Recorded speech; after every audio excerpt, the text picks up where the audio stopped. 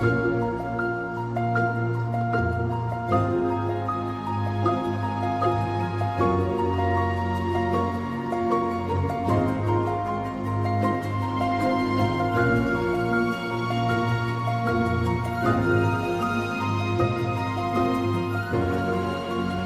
name's Dylan Hunter.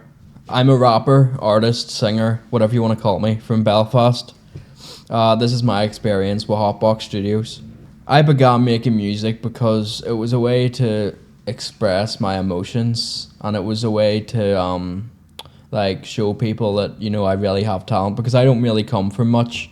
Like, my family hasn't really come from much, and I sort of just wanted to make something of my family and me. So I started making music in I'd say about June 2023, and I just I was in school still. I was in year 12, just leaving, doing my GCSEs, and I look up to a load of rappers like Junzu and stuff from here, and I was like, I could try it, so I did. I started making music in my bedroom, just on like Audacity and stuff like that, until I actually watched a YouTube video and figured out how.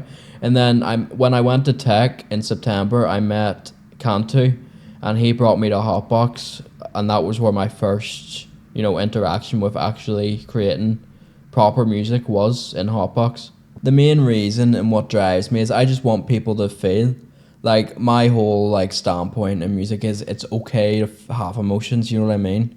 Like, especially in Belfast, you feel embarrassed to sort of have emotions, and I just want people to make it feel like that's okay, you know what I mean? And give them some reassurance. So I liked Hotbox because there was always people coming in and out, so you're always meeting new people. Like, I met Little Man there, and I met everybody I know from music, I met through Hotbox. And the main producer, a great guy, I loved him to bits. And yeah, it was just a great environment to actually create, because there was always somebody there doing something, or there was always somebody coming in who you could speak to and meet and possibly connect with. So Hotbox, it was just started getting very shady. Like, whenever, like, the first one in November 2023, the first 2-day event, it was like none of the artists, there was loads of artists making songs and doing performances. Nobody got paid, but then there was this funding coming in to fund it. But if the artists weren't getting paid for their performance and the songs, where was that money going? You know what I mean? I feel like I was definitely treated differently, because I feel like people didn't really understand that I'm not in my mid-20s, you know what I mean? And I haven't had as much experience as them. Like, I was coming in making music, I was still very naive. Like, I've grew a lot from then, but I was still, I didn't see, like, that was the first time I ever seen drugs, you know what I mean? Like, I was still very naive at that point. So OJ, who owns it, it was this 21st of September 2023, and he had this guy run in. There was like a shelving, like those shelves you get in IKEA, but metal, and there was a bag of but I didn't know, and he was in my session, and I didn't know anything of it, because I didn't know what looked like, you know what I mean? So OJ, I brought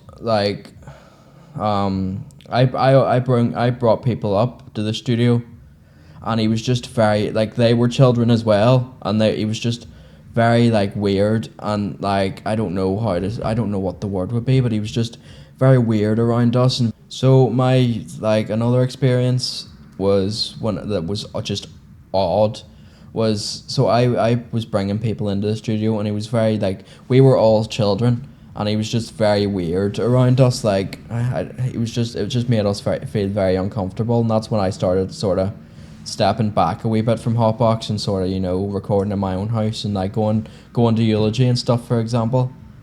It was so he was being really, like, he didn't know what personal space was, to be honest, and then he was also making jokes that were really, like, Like you wouldn't even tell your mum, you know what I mean? So OJ put on his Instagram story on the 17th of December 2024. He was looking people to be an assistant manager in Hotbox. So I thought, because I liked the place, I liked what they were doing, I thought it'd be a good idea. So I messaged him and I sent him my phone number, and then he sent me this contract, and it was almost like a 360 deal. Like, there was a clause in it to where if I recorded, because he was first of all, no pay. He wasn't. There was no the money was just off, and then there was a clause in it saying if I record anything in any session Hotbox gives me, they will own the master, which it's my song, and also just it was just very like a weird experience from the get, signing the contract and then just starting. But the contract sort of it included if OJ could step back as manager from Hotbox. So I was basically stepping into his role as manager, and I didn't agree to that. This was when I was 17, so this was 2024. My day-to-day responsibilities for Hotbox would be managing the social medias, connecting with the team. So that would be Dylan McGee, Ryan, the social media team, the producers, James Guattari, Jack Brown, and Artie, to make sure all the work was done. So we had the Hotbox sessions that were supposed to come out every week, but the producers and stuff weren't keeping up with the workload, and OJ was just taking his anger out on me because I wasn't, following up on what they were doing, and it was just, really, that's why I left, because it was just really stressful environment to work in, and he just pushed me to the edge. The way he took his anger out on me was physically shouting, and like being very aggressive. Even if it wasn't my fault, he wouldn't take it out on the people who were at fault. It would be me, because I was supposed to be managing them.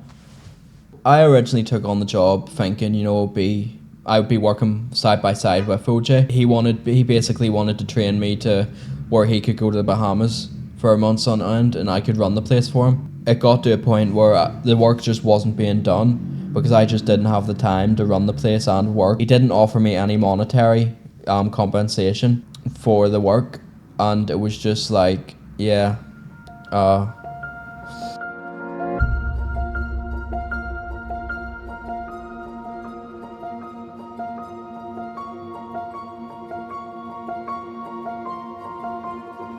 So I told him I was leaving the 15th of January 2025 because it was too much for my head.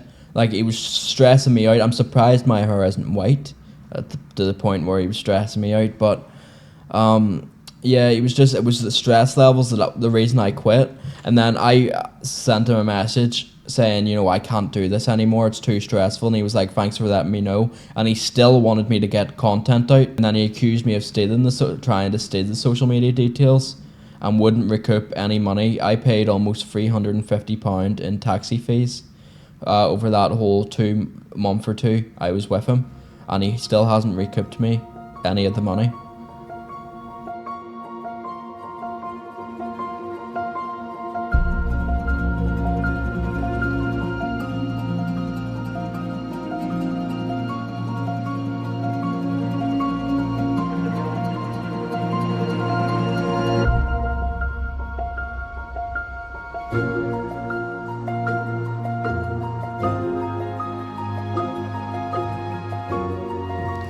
My name's Paige, and I came from Wales. I did music technology in college, and then when I finished college I moved over here, but about 6 months after I moved over, COVID happened, so it was coming out of COVID that I sort of got back into music. I was doing mixing and mastering on the side, but I wanted to go into something bigger, and I wanted to work with actual people rather than people sending me songs from like different countries and mixing and mastering them.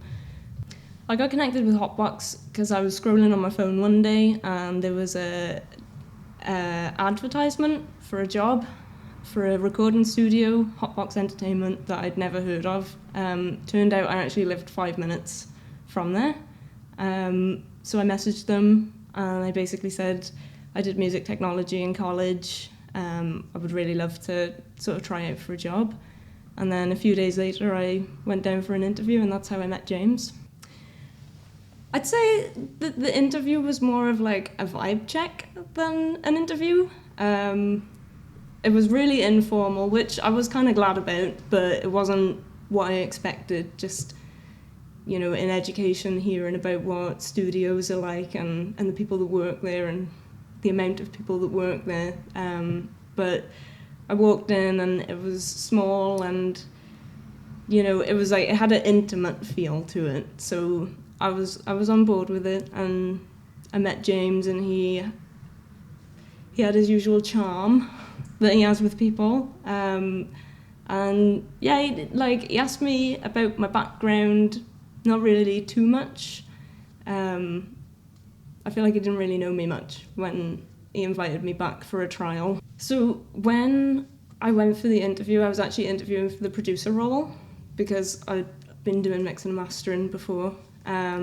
So that was what I went in for the interview for, and he contacted me a couple of weeks later to say, I want you as my PA, basically. So the trial was supposed to be 2 weeks unpaid. However, we didn't know that it was going to be unpaid until after we'd already started. It was me and one other person that started at the same time. We went to his house and signed contracts. And then we were on a 2-week trial, and when those 2 weeks were up, I was told, you're doing a really great job, but I'm going to extend your trial.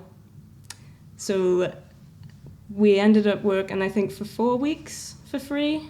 I believe I got paid for 2 weeks because I pushed for it afterwards and basically said, you know, if you're keeping me on permanently, then I should be paid for the amount of work that I did in the unpaid trial. It wasn't so much a wake-up call, but it was definitely a red flag, and I gave it the benefit of the doubt because I was like, well, this is obviously like a small business, so I can't expect him to just pay strangers.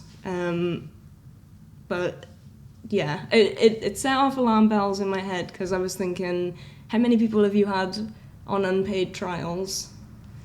And yeah, it wasn't long until the actual pay issues started. The atmosphere of the place, it was always really informal.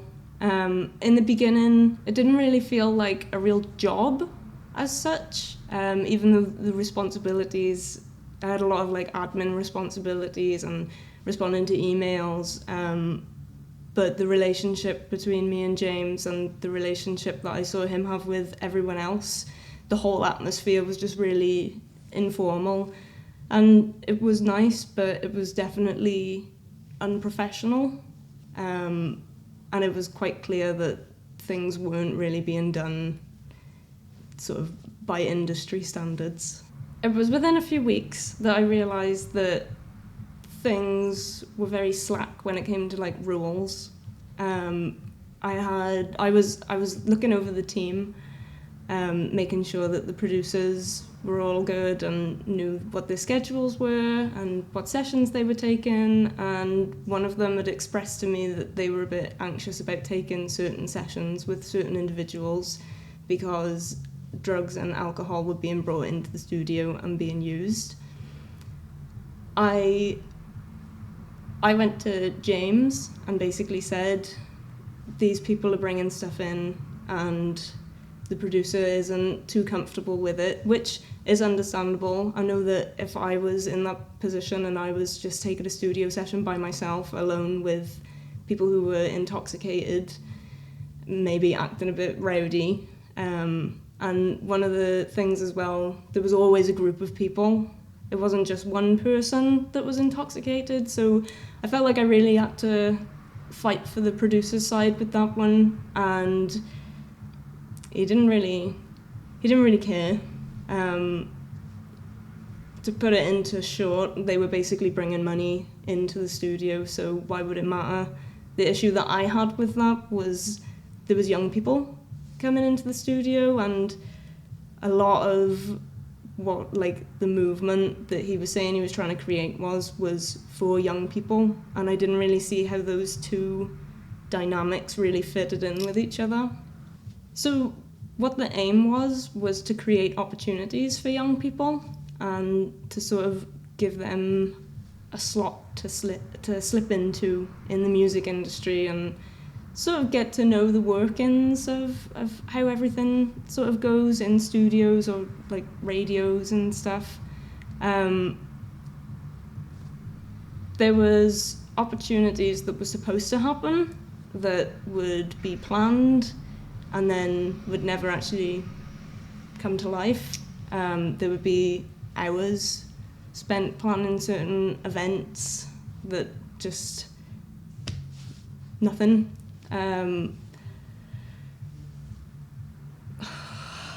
I've got to watch what I say because the pay issues, they started pretty early on where pay was coming late, but within maybe 2 months of me working there was responsibilities being put on me that weren't part of my original contract, and there was always a roundabout way of, but you'll get experience from this. And I was already, the amount that I was being paid was less than what minimum wage would have worked out for the hours that I was contracted to, but the hours that I was contracted to, I wasn't actually working, I was working a lot more than that. Supposed to be being paid, in the beginning, it was £300. Well, no. In the very beginning, it was either £200 or £250 a month. That was when I was expected purely to be PA. Then he told me that he wanted me to be the manager of the studio, and I asked if that would come with a pay rise, and he basically said eventually. A couple months went by, I was being paid £300 a month. Kept bringing up to him about how I either needed to work less or be paid more because there wasn't a balance.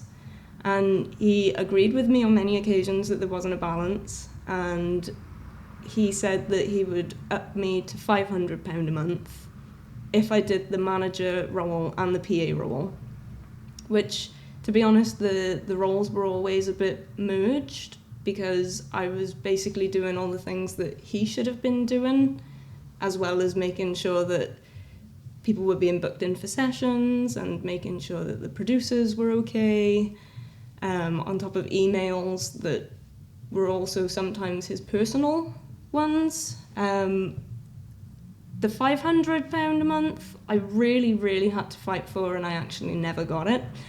One of the big sort of arguments that we had about pay was we'd done a 2-day event, and I'd planned the whole thing.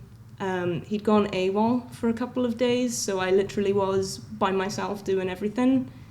And when it came to payday, I was told that I would be paid £300 and that I wasn't going to be paid anything for the event, even though I'd spent 10 hours a day for those 2 days of the event actually like setting up and helping out at the event. So straight away that was 20 hours of my time that I wasn't being paid for, on top of all of the hours that I also wasn't being paid for. It was the Sound of Belfast one, I believe so, yeah. The thing that really brought all of the staff members together to sort of leave at the same time was we'd all been waiting for pay. As the manager, I had staff members coming to me saying that they were still waiting to be paid, and there wasn't anything that I could do because I was also waiting to be paid, and I had absolutely no control over making him pay us. And the studio had closed because he was relocating, and we'd all been waiting for money, and we all just got fed up.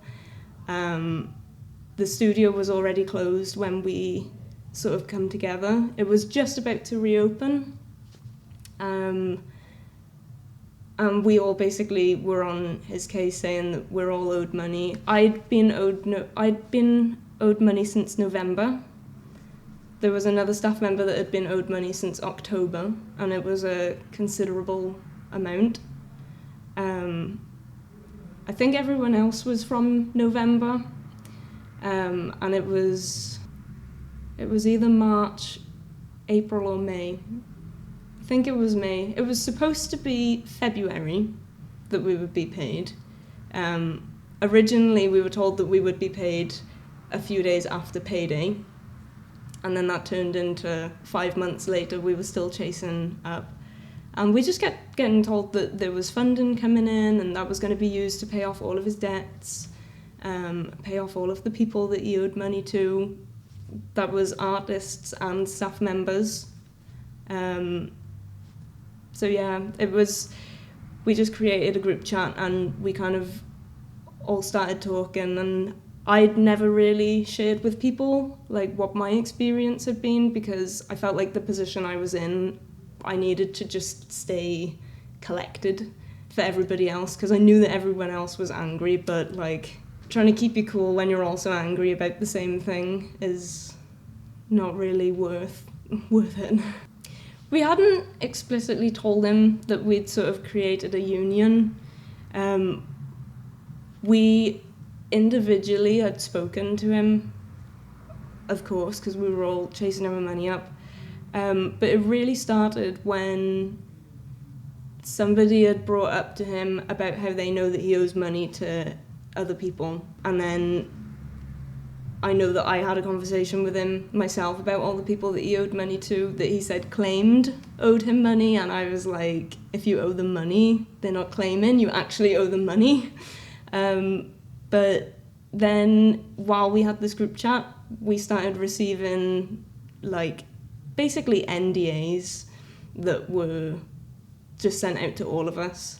And I think that it was around that time that he knew that we'd all been in contact, and you know, we weren't just on our own now, we were actually a unit that he had to do something for. Are you looking at taking us forward, Paige, or what's your plan?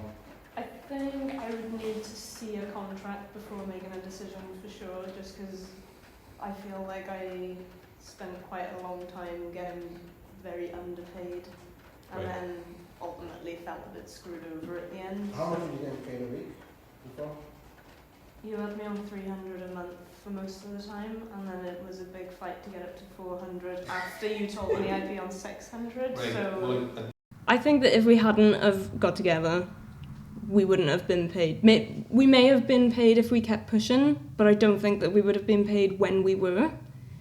And the whole thing with pay was so messy. Like, he told us to come in for a meeting. He basically said that he was obviously opening the academy and asked us to come in for a meeting, but had mentioned about his plans for the academy. So we were all sort of like, we don't want to have a meeting where you talk about your new stuff. We want to have a meeting where we get paid. And he said that that's what it would be. That it wasn't to try and get us back on board. If we wanted to stay, we could stay. But he essentially wanted us all there together so that he could pay us all off and it would be done. We didn't get paid at that meeting.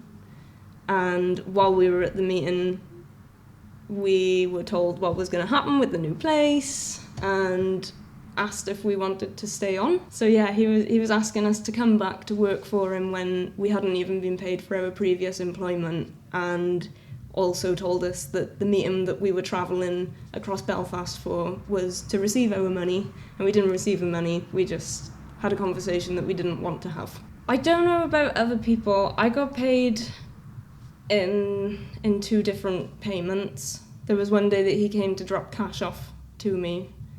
It was the first time I'd seen him in a long time, and he told me to smile, which didn't exactly go down well with me. But he paid me less than half of what he owed me. Bearing in mind I'd already settled on a lower amount as well, because he was refusing to pay me what I should have been paid for that month. So I can't remember what actual dates I received it. I know that there was a couple of weeks between me getting the first payment and the second payment. My journey at Hotbox was definitely a twisty one. When I started, I was really excited because I was told that where I was being paid a low amount, I would also be put through training to become a producer, which I was happy about because that's what I applied for initially. So I thought that those two things were going to balance out, but then I never received the training. So then I was kind of thinking, well, I didn't really want to get into a music job for admin work, but I've been told that these opportunities are going to come, so I'll stick it out. Then as time went on, I was getting into the role and, you know, I was meeting the people in the community, which is sort of what it all became about. The middle, when things started to change and it was more being focused on like education, I felt quite strongly about that, so I was like, yeah, I'm definitely going to stick this out because I would love to be a part of something that can provide creative education to young people and older people that may not have access to it, especially if like money is a thing, because essentially the academy was going to be a place where people wouldn't have to pay to be able to learn. So that's really what drove me to stay. And I did enjoy it, but to be honest, the relationship between me and James was really taking a toll on my view of the job because I was doing a lot and I wasn't really being treated very great, and I started to think, how is this going to work if you can't be decent to the people who are working for you? How are you going to be able to run this academy that was aimed at disabled people? In the end, I'd hit my breaking point, and I knew that I just had to get away from that whole situation because it was really taking an effect on like how I viewed myself and my self-worth, because one minute I was being told that I was doing a great job and that everything would basically hit the fan if I wasn't around, and then the next day I was being told that I wasn't doing enough to be paid for. So there was a lot that I took away. I was grateful for the things that I learned at my time there, and I'm always going to be grateful for connections that I made and the people that I met. But coming out of it, it really felt like a weight was coming off of my shoulders because I was in it for the community. I wasn't in it for him, and I felt like he was the only one that was actually gaining anything from it because none of the staff members were, and we were the ones that were putting all of the work in. My message to anyone who's looking to get into the music industry, particularly young people that could be manipulated, is to always stay on guard and always talk to people that are outside of the situation, because having people give a clear view, you know, if you're getting involved with somebody who knows how to talk the talk, they can pull you in and they can make you think this job is going to do a lot more for you than it is. Having people who can see from the outside is always a good shout, because no matter how much you try to logically think, oh, but they're doing this for me, if you want to be in the music industry, you know, you've got to drive, and you kind of will take these opportunities that you think are being handed to you that won't necessarily benefit you. But just always be cautious and make sure that you're not just rolling with what you want, because it's still a job at the end of the day, and it's still going to take an effect on you, whether it's mentally or financially. Make sure that you've always got people around you that can support you.